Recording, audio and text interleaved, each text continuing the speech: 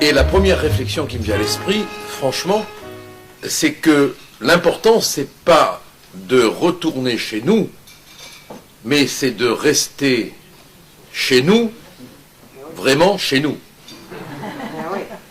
Et je rappellerai quand même ce que Malika Sorel écrivait dans son livre sur l'immigration.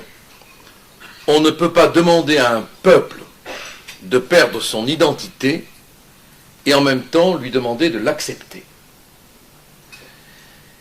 Ça n'est pas n'importe quoi. Ça veut dire qu'aujourd'hui, on est dans un enjeu qui est d'une importance essentielle, non seulement pour nous, mais pour nos enfants.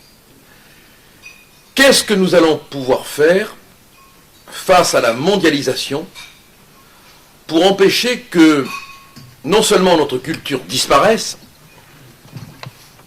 que notre mode de vie disparaisse, mais que notre essence culturelle disparaisse. Vous savez que récemment, dans les manuels scolaires, Molière a disparu. Vous savez que Louis XIV a disparu. Vous savez que Saint-Louis a disparu. Vous savez que Napoléon a disparu. Madame, si vous continuez à me souffler, vous prenez ma place. Au demeurant, comme j'improvise au fur et à mesure, ça me rendrait service. Mais vous pouvez toujours continuer à jouer le rôle du souffleur si j'ai une panne. Donc, Madame m'ayant soufflé Napoléon, j'attends la suite, mais apparemment la source est tarie. Donc je peux dire que vraiment, à l'heure actuelle, il y a une volonté d'éliminer de notre culture tout ce qui en constitue le fondement historique. Au profit de quoi? Savez-vous au profit de qui on a supprimé Molière, Napoléon, Saint-Louis et Louis XIV? Non. Eh bien, au profit de l'histoire d'un petit pays d'Afrique qui, paraît-il, va intéresser la culture de nos enfants. Bon. Je veux dire que là, on touche du doigt à quel point on risque, mais alors sans aucune animosité de ma part à l'égard de qui que ce soit, on risque de ne plus être chez nous, chez nous. On s'en rend compte d'une manière extraordinaire quand on voit la manière dont notre culture est traitée. Non seulement par les médias, mais également par l'ensemble de la classe politique. Il ne vous a pas échappé qu'on a célébré il y a peu de temps les 600 ans d'existence de Jeanne d'Arc. Jusqu'alors, on s'intéressait peu à la pucelle. C'est vrai qu'une pucelle, aujourd'hui, ça fait peu recette. Il vaut mieux une pute et DSK dans la ligne de mire pour occuper le 20h. Bon. DSK dont on disait il est un économiste rigide. Oui, on se demande si la rigidité, elle est bien là. Bon. Enfin, bon, on va pas lui reprocher d'avoir des penchants pris à pic. On va simplement souffler à l'idée qu'il n'a pas pu être candidat à la présidence de la République, car tenez-vous bien, aujourd'hui, dans le contexte économique, il serait probablement élu. Ça, c'est la France d'aujourd'hui. Alors, on a célébré Jeanne d'Arc. Jusqu'alors, cet office, bien qu'en 1920, la République, la troisième, la laïque, ait décidé de célébrer Jeanne d'Arc, les républicains modernes avaient oublié complètement la femme à cheval qui a bouté les Anglais hors de France et qui a combattu les Français reniés, les collabos de toutes les époques, voire même des époques où il n'y a pas d'occupation officielle, mais où on peut considérer que par la conjonction de phénomènes historiques, il peut y avoir une occupation à la fois intellectuelle, politique, économique. Ça s'appelle la mondialisation. Et voilà que Nicolas Sarkozy, dont la culture, on le sait tous, est gigantesque, a non pas entendu des voix, mais attendu des voix.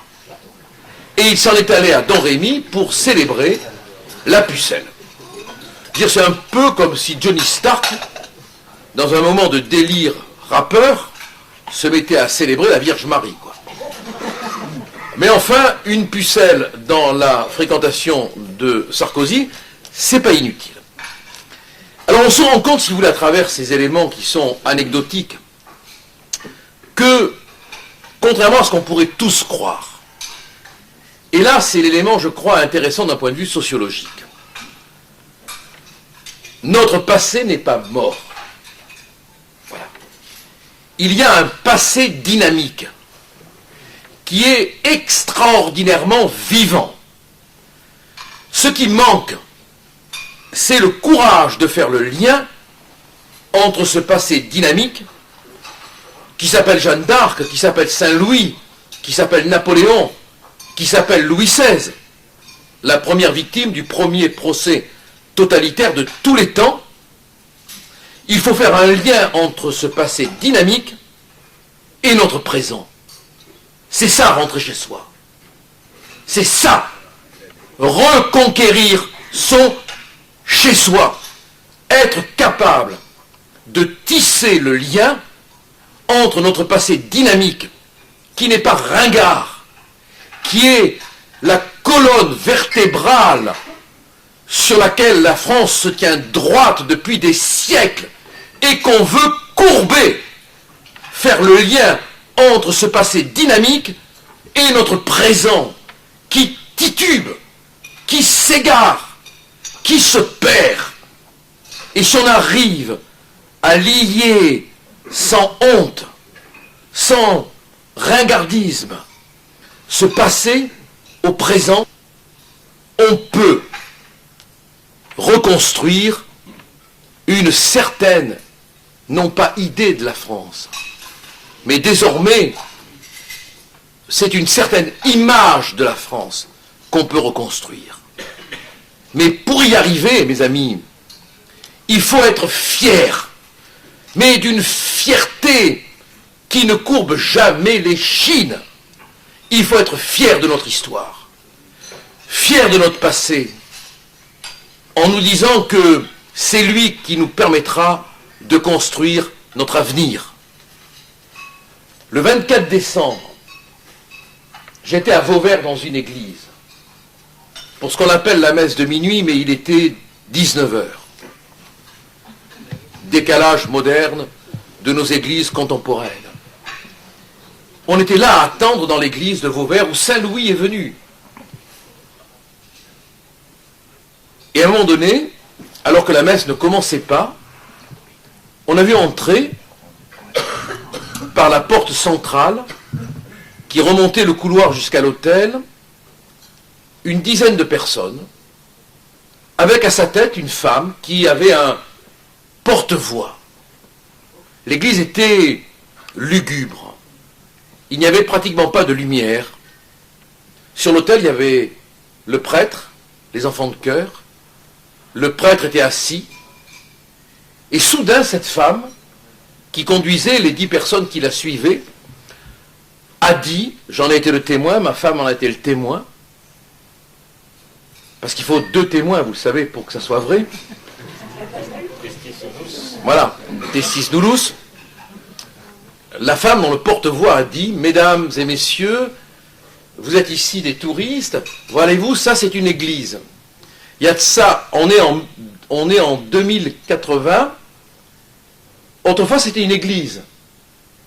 Il y avait là des gens qui se réunissaient, qu'on appelait des chrétiens.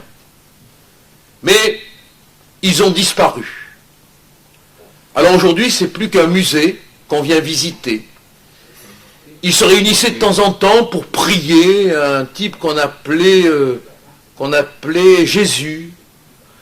Et puis, comme ils n'avaient pas suffisamment de courage, comme ils n'avaient pas suffisamment de foi, comme un Mélenchon dîner de cons leur faisait peur, eh bien, ils ont disparu. Ils ont disparu.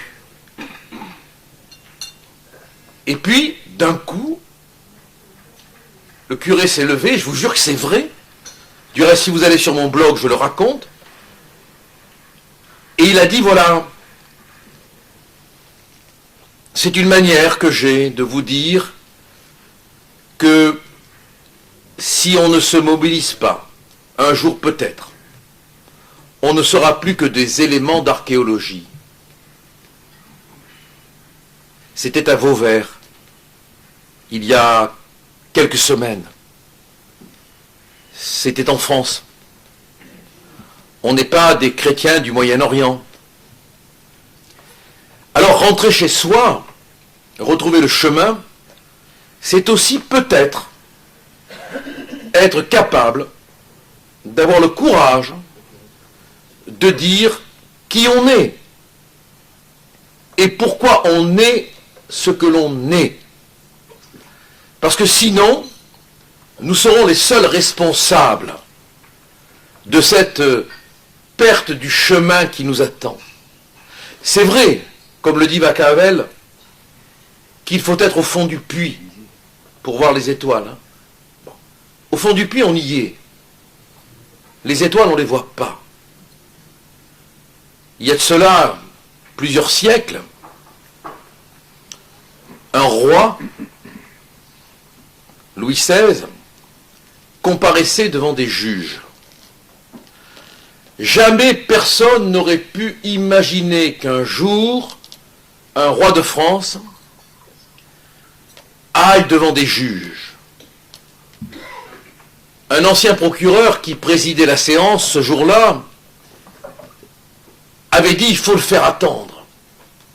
Parce que quand même, la représentation nationale ne va pas attendre un roi. Et puis quand il s'est présenté, on l'a appelé Capet. Marat disait couper Capet. Déjà les bons mots.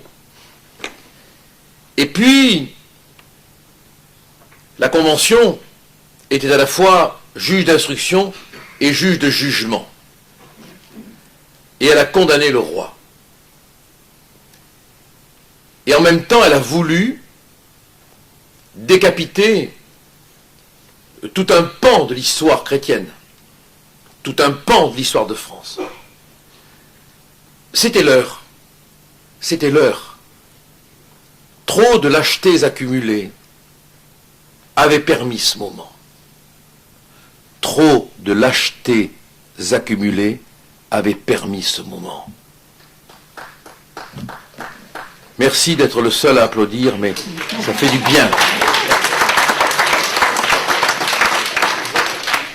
Voyez-vous, ce que je voudrais vous dire tout simplement,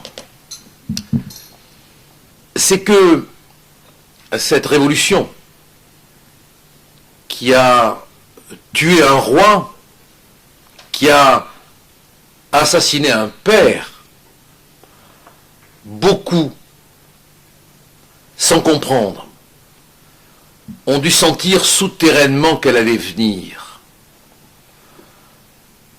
On sentait le mouvement tellurique. Il avait des noms. C'était l'incapacité de faire des réformes. C'était le maintien quelque part à tout prix des privilèges. C'était la division dans la famille. C'était la puissance des intellectuels. Clémenceau ne les avait pas nommés ainsi, mais ils existaient déjà. C'était aussi, quelque part, l'incapacité providentielle, parce que je crois au providentialisme, à réagir. Et puis vint le moment que les historiens appellent climatérique. L'instant où toutes les forces se conjuguent et où l'explosion a lieu. Et là, ce fut la catastrophe. Était-elle corrigeable? Je le crois. Est-ce qu'à l'heure actuelle, il n'y a pas un peu partout des signes évidents que nous allons à la catastrophe et que cette catastrophe portera un nom unique dans l'histoire, le délogement identitaire? On sera responsable. On sera coupable parce qu'on est des lâches. parce qu'on a peur de tout. Parce que devant un journaliste, on frémit. Parce que de dire notre opinion nous fait inquiétude. Parce qu'il n'y a plus de chevaliers. Il n'y a que des trouillards. Aujourd'hui, quand on demande à un maire de signer pour Marine Le Pen, s'il le fait dans son village reculé, on n'a pas l'impression que ce sont les cloches qui sonnent, mais les couilles qui tintent. Tellement il lui faut de courage. Tellement il lui faut de courage. Je ne veux vous enrôler dans aucune bannière. La seule bannière qui compte, c'est la France. Mais j'aime mon pays et je vais vous dire pourquoi je l'aime. Et je vous laisserai après réfléchir avec quelqu'un qui, lui, est un vrai philosophe. Moi, je ne suis qu'un cheminot des mots. Mon grand-père était originaire de Vitry-le-François. Chaque année, j'allais passer mes vacances dans la maison de mes grands-parents. Et un jour, mon père m'a dit, tu vois cette maison qu'on est en train de reconstruire encore, à Vitry-le-François, lieu de passage des invasions. Tu vois cette maison, elle a été détruite en 1870. Elle a été reconstruite. Elle a été détruite en 1914. Elle a été reconstruite. Elle a été détruite en 1940. Elle a été reconstruite. On l'a reconstruite. Et mon père m'a dit, la France, c'est ça. On l'a détruit et nous, on reconstruit. La seule question aujourd'hui, c'est de savoir si nous serons capables de reconstruire. Et je vous le dis franchement, j'ai un doute. J'ai un doute. Parce que je n'ai jamais vu autant de lâcheté, autant de peur qu'aujourd'hui. Si on veut que le chemin pour aller chez soi puisse se frayer, il faut qu'on soit des bulldozers. Voilà. Sinon, tant pis pour nous, on quittera la maison, et puis on sera peut-être aimé, parce qu'on sera sans papier et SDF.